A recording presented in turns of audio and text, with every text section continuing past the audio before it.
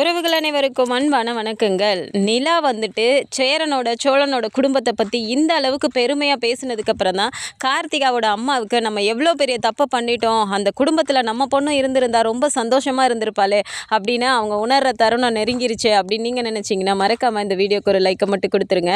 So ஸ்டேஜில் வந்துட்டு அவங்க அப்பா சொன்னதுக்கு அப்படியே நேர்மாறாக நிலா வந்துட்டு தன்னோட குடும்பத்தில் இருக்கவங்கள எந்த அளவுக்கு அவர் அவமானப்படுத்தியிருந்தாலும் அவங்க பேசுகிற ஒவ்வொரு வார்த்தையிலையும் ஒவ்வொருத்தரையும் சந்தோஷப்படுத்துகிறாங்க. ஸோ தனித்தனியாக சொல்லும்போது நடேசனை மேலே கூப்பிட்டு இவர் தான் சோழனோட அப்பா, என்னோட அங்கிள்னு நான் சொல்கிறதுக்கு ரொம்ப சந்தோஷமாக இருக்குது. அந்த வீட்டை பொறுத்த வரைக்கும் யார் என்ன சொன்னாலும் அவர் வந்துட்டு யாருக்குமே நின்று கூட பதில் பேச மாட்டார், எதிர்த்து பேசுவாரே தவிர நான் ஒரு வார்த்தை பேசினேன்னா இவ என்ன சின்ன பொண்ணு தானே, இவெல்லாம் சொல்லி நம்ம கேட்கணுமான்னு இல்லாமல் நான் என்ன சொன்னாலும் கேட்பார். எல்லாத்துக்கும் மேலே அவர் எவ்வளோ ஸ்வீட்டுனா எனக்காக தனியாக சாப்பிட்றதுக்குன்னு தனியாக டெய்லி வாங்கிட்டு வந்து நீ சாப்பிடுமான்னு எனக்காக வாங்கிட்டு வந்து கொடுப்பாரு. அந்த அளவுக்கு ரொம்ப என்னை பார்த்துக்கிற மனுஷன் அவர். சாப்பிட்டியாமா, என்ன பண்ணுறேன்னு பார்த்து கவனிப்பார். அடுத்ததாக சேரண்ணன், என் அண்ணன்கிட்ட நான் என்னென்னலாம் மிஸ் பண்ணணும், அப்போது அதுக்காக எல்லாமே என் அப்பாவா என் அம்மாவா என் அண்ணனா என் கூடவே இருந்து எனக்காக எல்லாமே பண்ணுறது என்னோட சேரண்ணன் தான் அப்படின்னா சேரனை பற்றி தனியாக சொல்லிட்டு அடுத்ததாக பாண்டியன் வந்துட்டு நான் இப்போ சொல்கிறேன், இன்னும் 2-3 வருஷத்தில் அவர் நல்ல ஒரு நிலைமைக்கு நல்ல ஒரு பிஸ்னஸ் மேனாக வருவார். அவ்வளோ உழைப்பாளி, குடும்பத்தை தவிர வேறு எதுவுமே யோசிக்க தெரியாது, ரொம்ப ரொம்ப நல்ல பையன், எனக்காக எல்லா விதத்துலேயும் சப்போர்ட் பண்ணியிருக்காரு, அதே மாதிரி அவருக்கும் நான் சப்போர்ட் பண்ணுவேன் அப்படின்னு பாண்டியை பற்றியும் சொல்லிவிட்டு அடுத்ததாக பல்லவன் வந்துட்டு எனக்கு ஒரு குட்டி தம்பி, அவன் என்னை அண்ணியாக மட்டும் பார்க்காம என்னை ஒரு அம்மாவாக பார்க்குறான் அப்படிங்கிறத எனக்கு நல்லாவே தெரியும். இப்படி ஒரு குடும்பம், இது எல்லாத்துக்கும் மேலே சோழன் நான் வேலை தேடணும் அப்படின்னு சொல்லிட்டு நான் ஒவ்வொரு விஷயம் பண்ணப்பையும் சோர்ந்து போயிடக்கூடாதுங்கிறதுக்காக என்னை சந்தோஷமாக்கணுங்கிறதுக்காக சின்னதாக எதோ பண்ணி என்னை சந்தோஷமாக்குவார். இப்படி இந்த மொத்த குடும்பமுமே எனக்காக நான் என்ன கேட்டாலும் செய்கிறதுக்கு ரெடியாக இருக்காங்க. நான் அந்த சூரியன் வேணும்னு கேட்டால் கூட அவங்க உடனே நான் போய் செய்கிறேன், பிடிச்சிட்டு வரேன் அப்படின்னு தான் சொல்லுவாங்களே தவிர அது என்னதான் சூரியன் பக்கத்தில் கூட போக முடியாதுன்னு அவங்களுக்கு தெரிஞ்சாலும் ஆனால் நான் கேட்டேன் அப்படின்னா அதை கண்டிப்பாக செய்வாங்க. இந்த அளவுக்கு சந்தோஷமான ஒரு குடும்பம், என்ன இப்படியெல்லாம் பார்த்துக்கிற குடும்பத்தை நான் சந்தோஷமாக பார்த்துக்கணும்னு நினைக்கிறேன். இதில் என்ன தப்பு இருக்குது சொல்லுங்கள்? என் அப்பாவே பார்த்துருந்தாலும் இந்த மாதிரி ஒரு மாப்பிள்ளைய இந்த மாதிரி ஒரு குடும்பம் எனக்கு கிடச்சிருக்குமான்னு எனக்கு தெரியல அப்படின்னா எல்லாரையும் ரொம்பவுமே பெருமையாக பேசும்போது வானதியோட குடும்பத்துக்கும் அவ்வளோ சந்தோஷமாக இருக்குது. இந்த சைடு சேரனோட அத்தைக்கு வந்துட்டு ரொம்ப ஒரு மாதிரி கில்ட் ஃபீலில் உட்காந்துட்ருக்காங்க. கார்த்திகாவை அப்படி திரும்பி பார்த்துக்கிட்டே உட்காந்துட்ருக்காங்க. ஸோ ஃபங்க்ஷன் எல்லாம் முடிஞ்சதுக்கப்புறம் இப்போ கிளம்பணும் அப்படின்னு சொல்லிட்டு ரெடி ஆகிட்டுருக்காங்க. அப்போ பார்த்துட்டு சேரன் சொல்கிறாரு, டேய் நாங்கள்லாம் கிளம்புறோண்டா, இப்போ தான் வந்தது, நீலாம் இங்கே ஒரு 2 நாள் இருந்துட்டு வரணும்னு அவங்க வீட்டில் ஆசைப்படுவாங்கல்ல, அதனால் தங்குறதுனா தங்கிட்டு வாங்க அப்படிங்கிறாங்க. பாண்டி உடனே அண்ணா இல்லைண்ணே அதெல்லாம் சரியாக வராது அப்படிங்கிறாரு. டேய் நீங்கள் ஏன்டா இதெல்லாம் நினச்சி பயப்படுறீங்க, அவரே ஊரை கூட்டி ரிசப்ஷன்லாம் நடத்தினதுக்கப்புறம் இனிமேல் என்ன ஆக போகுது, அதெல்லாம் ஒன்றும் இல்லை அப்படின்னோடனே ஆனால் நிலா இதுக்கு ஒத்துக்கணும்ல அப்படின்னு சோழன் சொல்கிறாரு. இல்லைடா நிலா கிட்டே போய் பேசி பார்ப்போம் அப்படின்னு சொல்லிட்டு உள்ளே போனால் அங்கே நிலா ரெடியாக பேக் பண்ணிட்டு நிற்கிறாங்க. இதை பார்த்த மனோகர், என்னம்மா அதுக்குள்ளே கிளம்புறியா அப்படிங்கிறாங்க. ஆமாப்பா, நீங்கள் ரிசப்ஷன்னு சொன்னோன்னே எல்லாத்தையும் அப்படியே போட்டுட்டு வந்துட்டோம், கிளம்பணும்லப்பா அப்படிங்கிறாங்க. அம்மா உன் ஃபங்க்ஷனுக்காக வந்தவங்களே இன்னும் யாரும் கிளம்பலம்மா, அதுக்குள்ளே நீ கிளம்புறேன்னு சொல்கிற அப்படிங்கிறாங்க. இப்போ புரிஞ்சுக்கோங்கப்பா, வேலை நிறையா இருக்குது அப்படின்னு சொல்லும்போது சேரனும் வந்து சொல்கிறாரு. ஸோ சேரன்கிட்டையும் சொல்லும்போது ஆமாம் சார் எங்களுக்கும் வேலையெல்லாம் இருக்குல்ல, நாங்களும் வேலையை பார்க்கணும்ல அப்படிங்கிறாங்க. சரிப்பா நீங்கள் கிளம்புங்க அப்படின்னோடனே இல்லை சார் சோழனும் அதை தான் சொல்கிறான் அப்படிங்கிறாங்க. உடனே தேன் இருந்துட்டு அப்படின்னா நிலா கூட ஒரு வாரம் இருக்கட்டும், நாங்கள் கொண்டு வந்து விடுறோம் அப்படிங்கிறாங்க. ஏன்னா நிலா இந்த இடத்துல ஒத்துக்க மாட்டேங்கிறாங்க. இல்லைம்மா நான் கிளம்புறேன், அதுதான் சரியாக இருக்கும் அப்படின்னு சொல்லிட்டு கிளம்புறாங்க. அப்போ வெளியில் வந்ததுக்கப்புறமா பார்த்தா சரி கிளம்பலாம் அப்படின்னு பார்க்கும்போது வீட்டிலேருந்து யாருமே வழி அனுப்ப வெளியில் வரவே இல்லை. நிலா வந்துட்டு ஐயோ நான் என் பர்ஸை வச்சுட்டு வந்துட்டேன், நான் போய் எடுத்துகிட்டு வந்துடுறேன் அப்படின்னு உள்ளர போகும்போது பார்த்தா இப்போ தேனி எல்லாரையும் திட்டிகிட்டு இருக்காங்க. என்னங்க அவள் இப்படி கிளம்பி போகிறா, இவ்வளோ செலவு பண்ணி நம்ம ஒன்று பண்ணியிருக்கோம், அவள் சொல்கிறதுக்கு நீங்கள் எதுவுமே பேசாமல் இருக்கீங்க அப்படின்னு சொல்லிட்டு கேட்டுட்டு இருக்கும்போதே நிலா கரெக்டாக உள்ளே வந்துடுறாங்க. ஸோ பர்ஸை மிஸ் பண்ணிட்டு போயிட்டேன், அதை எடுக்க வந்தேன் அப்படின்னு சொல்லிட்டு நிலா இப்போ உள்ளே வரும்போது மனோகர் கேட்குறாரு, என்னம்மா நீயும் இப்படி பண்ணுற அப்படிங்கிறாங்க. அப்பா புரிஞ்சுக்கோங்கப்பா, இதுக்கு மேலே இங்கே இந்த வீட்டில் நாங்கள் எல்லாருமே இருந்து திரும்ப அவமானப்படணும், எல்லாத்தையும் தாண்டி உங்களை பார்த்தாலே எனக்கு பயமாக இருக்குது அப்படிங்கிறாங்க. என்னம்மா பெற்றவங்கள பார்த்து இப்படி பயமாக இருக்குன்னு சொல்கிறியே, எங்களுக்கு கஷ்டமாக இருக்குன்னு உனக்கு தோணாதா அப்படிங்கிறாங்க. அப்பா நான் இதிலேருந்து கொஞ்சம் வெளியே வரணும்னா எனக்கு கொஞ்சம் டைம் எடுக்கும்ப்பா, என்னை ஏன் போக்கிலே விட்டுருங்களேன், நானே மாறிடுவேன் அப்படிங்கிறாங்க. மனோகரம் அப்படியே பார்த்துட்டு சரிம்மா கிளம்புங்க, நீ சந்தோஷமாக இருந்தால் அதுவே போதும் அப்படின்னு சொன்னோன்னே இப்போ வீட்டில் எல்லாருக்கிட்டையும் சொல்லிட்டு இங்கவே வந்துடுறாங்க. இங்கே வீட்டுக்கு வந்ததுக்கப்புறம் பார்த்தா சேரன் அப்படியே ஒரு மாதிரி பார்த்துட்டு புல்லரிச்சு போய் நிற்கிறாரு. என்னென்ன புதுசாக பார்க்குற மாதிரி பார்க்குறீங்க அப்படிங்கிறாங்க. இல்லைப்பா, நாங்கள் எங்களை எப்படி தான் யார் என்ன அந்த ஊரே என்னென்னமோ பேசியிருக்குப்பா, ஆனால் எல்லாத்துக்கும் முன்னாடி நீ எங்களுக்கு அப்படி ஒரு கௌரவத்தை கொடுத்துட்டப்பா, ரொம்ப சந்தோஷமாக இருக்குப்பா அப்படிங்கிறாங்க.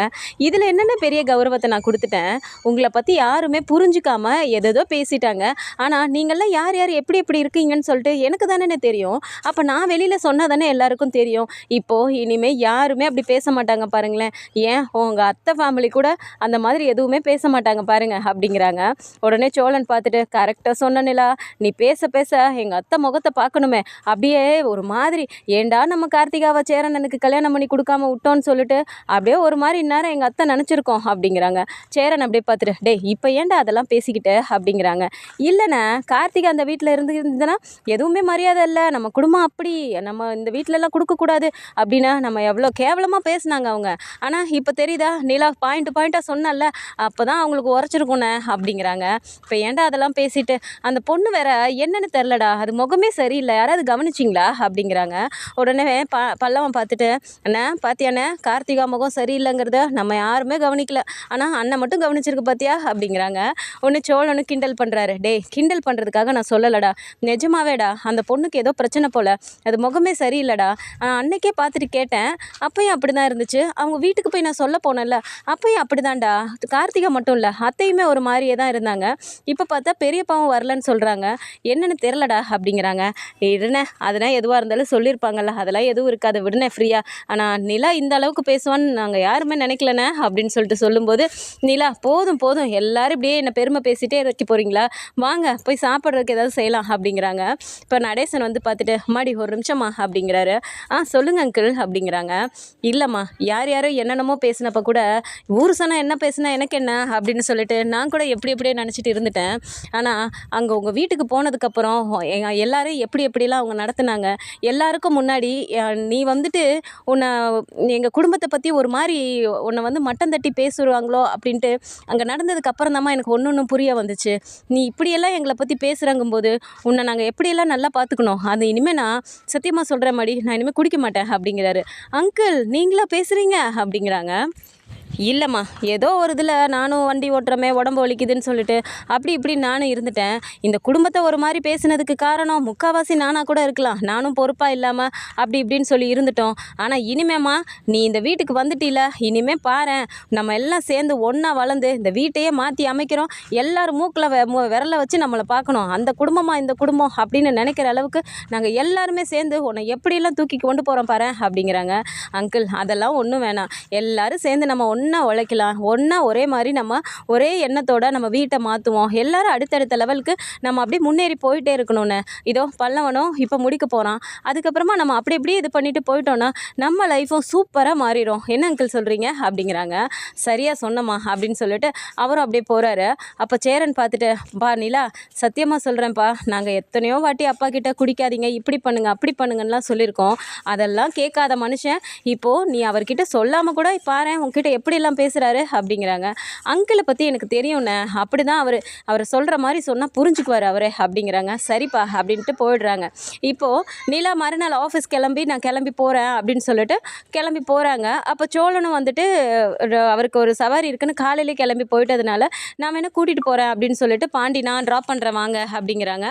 சரி அப்படின்னு சொல்லிட்டு இப்போ பாண்டி கூட தான் வண்டியில் போயிட்டு இருக்கும்போது பார்த்தா அந்த வழியாக போகிறாங்க. அப்போ கார்த்திகாவோட அம்மா அப்படியே ஆப்போசிட்டில் வரும்போது இவங்கள பார்த்த உடனே, பாண்டி ஒரு நிமிஷம் நிறுத்துங்க அப்படிங்கிறாங்க. சரி நான் வண்டியை நிறுத்தின உடனே இறங்கி வந்துட்டு இப்போ அவங்க அம்மா பார்த்துட்டு, அம்மா நிலா அப்படிங்கிறாங்க. என்ன ஆண்டி சேஃபாக வந்து சேர்ந்துட்டிங்களா அப்படிங்கிறாங்க. அதெல்லாம் நாங்கள் வந்துட்டோம்மா, காரில் தானே வந்தோம், அப்படியே நாங்கள் வந்துட்டோம் அப்படிங்கிறாங்க. ஆமாம், கார்த்திகா எங்கள் வீட்டில் இருக்காங்களா அப்படிங்கிறாங்க. இல்லைம்மா, அவள் கோயில் வரைக்கும் போயிருக்கா அப்படிங்கிறாங்க. ஓ சரி சரி அப்படின்னும்போது அப்படியே பார்த்துட்டு, சும்மா சொல்லக்கூடாது, நல்ல என் அண்ணன் குடும்பத்தை பற்றி அவ்வளோ இதாக சொல்லிட்டேன் எல்லாருக்கும் முன்னாடியும் அப்படிங்கிறாங்க. ஆமாம் உண்மையை தானே சொன்னேன், அவங்க வீட்டில் இருக்க எல்லாருமே என்னை இப்படிலாம் பார்த்துக்கிறாங்க. அப்படி இருக்கும்போது அந்த குடும்பத்துக்கு முன்னாடி ஒன்றும் இல்லாத குடும்பம்னு பேசுனா நான் எப்படி விட்டு கொடுக்க முடியும் அப்படிங்கிற மாதிரி இப்போது நிலாவும் பேசுகிறாங்க. உன் இடத்துல வேறு யாராவது இருந்திருந்தா இந்நேரம் நான் பணக்கார வீட்டு பொண்ணு, நான் அப்படி தான் இருப்பேன் இப்படி தான் இருப்பேன்னு திமிரை காட்டியிருப்பாங்க. ஆனால் நீ அப்படிலாம் இல்லாமல் புகுந்த வீடை பற்றி எப்படியெல்லாம் சொல்லியிருக்க, பரவாயில்லையே. ஆனால் என் குடும்பத்தில் இருக்க என் அண்ணன் பசங்களாம் இப்படி தான் இருக்கானுங்களா நிஜமாவே அப்படிங்கிறாங்க. என்ன சொல்கிறது, நீங்கள் தான் யாருமே அவங்கள பற்றி புரிஞ்சிக்கல. நான் சொன்ன எல்லாமே 100% உண்மை. நீங்கள் மட்டும் கார்த்திகாவை சேரண்ணனுக்கு கல்யாணம் பண்ணி கொடுத்துருந்தா இந்நேரம் அந்த வீட்டில் அவங்களும் என்ன மாதிரியே ராணி மாதிரி இருந்திருப்பாங்க. நீங்கள் தான் அவசரப்பட்டு அவங்களுக்கு கல்யாணம் பண்ணி கொடுத்துட்டீங்க. நீங்கள் கொஞ்சம் யோசிச்சிருக்கலாம் சேரண்ணனை பற்றி அப்படிங்கிறாங்க. அப்படி கார்த்திகாவோட அம்மா முகம் ஒரு மாதிரி மாறிட்டு, தப்பு பண்ணிட்டேம்மா, நான் பண்ண தப்புக்கு எங்கே போய் நான் பிரயாச்சித்தம் தேடினாலும் எனக்கு அது கிடைக்காது அப்படிங்கிறாங்க. ஏம்மா அப்படி பேசுகிறீங்க அப்படிங்கிறாங்க. என்னத்தை சொல்கிறது, யார் யார் தலையில் என்ன எழுதியிருக்கோ அதுதானே நடக்கும் அப்படின்னு சொல்லிட்டு, சரிம்மா நீங்கள் எங்கேயோ கிளம்பி போகிறீங்க போல், நீங்கள் கிளம்புங்க அப்படிங்கிறாங்க. அதெல்லாம் ஒன்றும் இல்லை, நான் ஆஃபீஸ்க்கு தான் போயிட்டுருக்கேன் அப்படிங்கிறாங்க. சரிம்மா நீ கிளம்பு அப்படிங்கிறாங்க. ஏன் என்னாச்சு, ஏன் இப்படி பேசுகிறீங்க, ஏதாவது பிரச்சனையா அப்படிங்கிறாங்க. அதெல்லாம் ஒன்றும் இல்லைம்மா நீங்கள் கிளம்புங்க அப்படின்னு சொல்லிட்டு இப்போ நேராக வீட்டுக்கு போயிடுறாங்க. வண்டியில் போகும்போதுமே இப்போ நிலாவே கேட்குறாங்க, என்ன பாண்டி இவங்க பேசுகிறதே சரியில்லை, சேரண்ணா வேறு அப்படி சொன்னாங்க, இவங்களும் இப்படி சொல்கிறாங்க, நிஜமாவே ஏதாவது பிரச்சனையாக இருக்குமோ கார்த்திகா லைஃப்பில் அப்படிங்கிறாங்க. தெரிலையேங்க, ஒன்றும் அவங்களும் சொல்லிக்க மாட்டேங்கிறாங்க, நமக்கு எப்படி தெரியும் அப்படிங்கிறாங்க. அப்புறம் ஆஃபீஸ் வந்தப்பறம் சரின்னு அவங்களும் போயிடுறாங்க. சரிங்க பாட்டி நீங்களும் பார்த்து போங்க அப்படின்னு சொல்லிட்டு அவங்க ஆஃபீஸ்க்கு போயிடுறாங்க. வீட்டுக்கு போனால் கொஞ்ச நேரத்துலேயே கார்த்திகாவும் வீட்டுக்கு வராங்க. வந்த உடனே பார்த்தா அவங்க அம்மா அப்படியே ஒரு மாதிரி உட்காந்துட்டு இருக்கும்போது, என்னம்மா சாப்பிட்டியா அப்படிங்கிறாங்க. இல்லடி எனக்கு சாப்பிடவே பிடிக்கல, எனக்கு எதுவும் வேணாம் அப்படிங்கிறாங்க. ஏம்மா சாப்பிடாம இருந்தால் எதுவும் சரியாக போயிட போதா, சாப்பிடுமா முதல்ல அப்படிங்கிறாங்க. ஏண்டி கார்த்திகா அம்மா மேலே உனக்கு எந்த கோவமும் இல்லையா அப்படிங்கிறாங்க. கோவமா, என்ன கோவமா அப்படிங்கிறாங்க. இல்லை நீ எவ்வளவோ என்கிட்ட சொன்ன, நான் தான் கேட்காம, நான் என் அண்ணன் பசங்களை நம்பி இருக்கணும் கொஞ்சமாவது.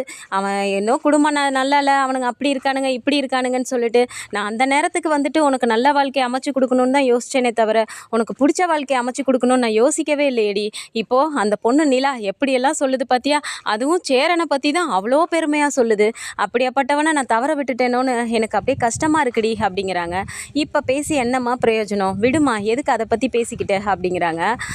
இல்லடி எனக்கு மனசு ஒரே உறுத்தலாக இருக்குது, இப்போயும் ஒன்றும் கெட்டு போயிடலடி கார்த்திகா, நீ மட்டும் சரின்னு சொல்ல, நான் போயிட்டு சேரங்கிட்ட பேசுகிறேன், நான் பேசினா சேரன் வேணான்னுலாம் சொல்ல மாட்டான், நான் போய் பேசுகிறேன்மா அப்படிங்கிறாங்க.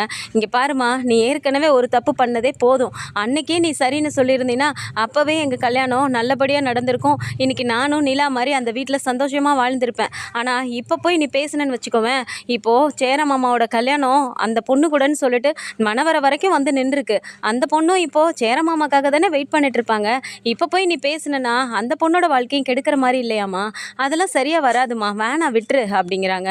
இல்லடி, நான் இப்படி இந்த வீட்டில் உங்கள் அப்பா கூட இப்படி இருக்கும்போது நீ மட்டும் இப்படி இருக்கிறது எனக்கு பார்க்குறதுக்கு நல்லாவாடி இருக்கு, பெத்த வயிறு தாங்க மாட்டேங்குதுடி அப்படிங்கிறாங்க. இங்கே பாருமா, நீ இந்த விஷயத்த சேர மாமா கிட்ட எந்த இதுலேயும் நீ சொல்லவே கூடாதுமா, இது நம்மக்குள்ளரே இருக்கட்டும், இதை தயவு செஞ்சு நீ சேர மாமா கிட்ட சொல்லாத, மாமா ரொம்ப வருத்தப்படுவார் அப்படிங்கிறாங்க கார்த்திகா. அதுக்காக எப்படி நான் ஒரு வாட்டியாவது சேரங்கிட்ட பேசி பார்க்குறேன்டி அப்படிங்கிறாங்க. இல்லைம்மா, நான் சொன்னது தான், இதை பற்றி நீ சேர மாமா கிட்ட பேசவே கூடாது, இதுக்கு ஒருவேளை நீ ஒத்துக்கிட்டீனாலும் நான் ஒத்துக்க மாட்டேம்மா அப்படிங்கிறாங்க.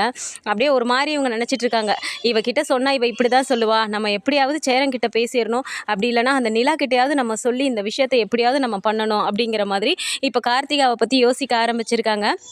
அதுவும் இல்லாமல் இப்போ அந்த ஃபங்க்ஷனில் வந்துட்டு நடேசன் அங்கே கார்த்திகா பார்த்துட்டு, என்னம்மாம்மா என்கிட்ட பேசவே மாட்டேங்கிறீங்க அப்படின்னு கேட்கும்போது, என்னம்மா மருமகளே உன்னைக்கு பார்க்கவே இருப்பேனா, உன்கிட்ட பேசாமல் இருப்பேனா அப்படின்னு அவர் சொன்னது மருமகளே அப்படிங்கிற ஒரு ஹிண்ட்டும் கொடுத்துருக்காரு.